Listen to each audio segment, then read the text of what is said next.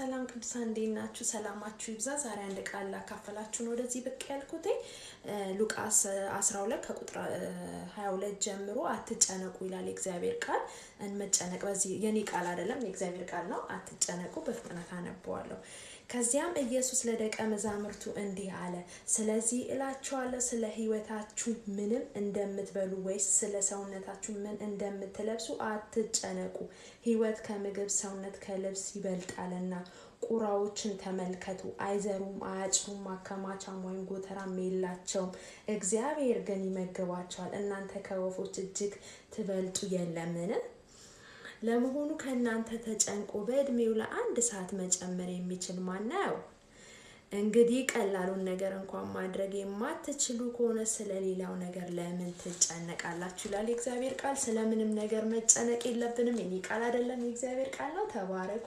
መልካም ምሽት።